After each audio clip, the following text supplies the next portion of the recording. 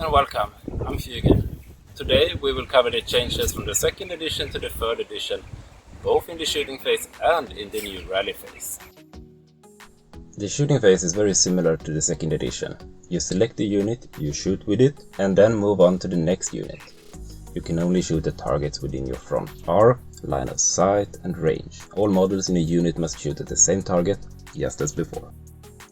To hit modifiers are still the same. Long range, if you don't have accurate. Moving and shooting if you don't have quick to fire, and extra penalty for unwieldy. You can't shoot after marching unless you have march and shoot. Cover still exists as soft cover and hard cover.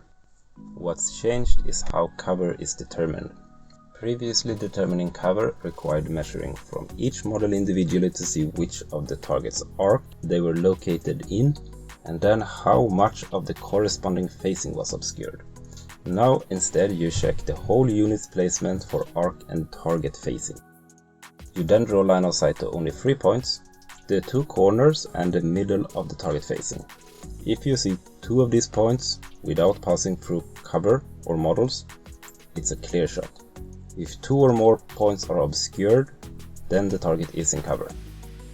Different terrain contribute to either soft or hard cover, and models contribute to hard or soft cover depending on their height. No cover if the intervening model is smaller than both the shooter and the target.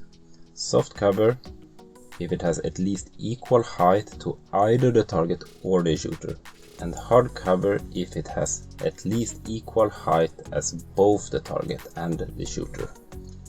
That's it for the shooting phase. Now let's move on to the rally phase. The rally phase is a new addition in the 3rd edition. Previously, rally occurred at the beginning of the movement phase, which required players to remember which units had just rallied, since they couldn't move or shoot. Now it happens after the shooting phase, which means no need to mark anything beyond what units are shaken, which is the term used for units that have failed a panic test or performed a flee move.